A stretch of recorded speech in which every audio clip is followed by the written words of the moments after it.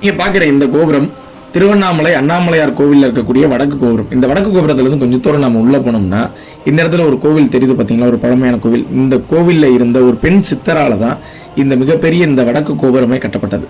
இந்த கோவிலில் யார் இருந்தா அப்படின்னு நம்ம பார்க்கும்போது இந்த வடக்கு கோபுரத்தை யாசகம் பெற்று இந்த கோபுரத்தை கட்டின அம்மணி அம்மாள் அப்படின்ற பெண் சித்தர் இருந்த கோவில் தான் இந்த கோவில். ஆனால் இந்த கோவிலுடைய தற்போதைய நிலைமையை நீங்களே பாருங்கள்.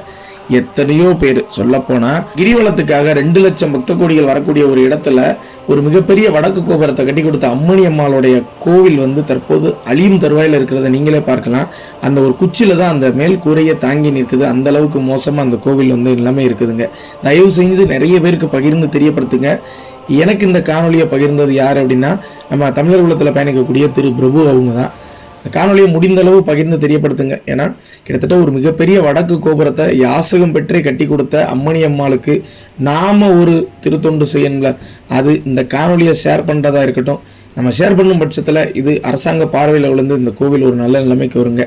தயவு செஞ்சு காணொலியை ஷேர் பண்ணுங்க. இதுதான் அம்மணி அம்மாளுக்கு நாம செய்கிற ஒரு நன்றி கடன் அப்படின்னு நம்ம நினச்சிக்கலாம். அதனால் முடிந்த அளவு காணொலியை பகிர்ந்து தெரியப்படுத்துங்க.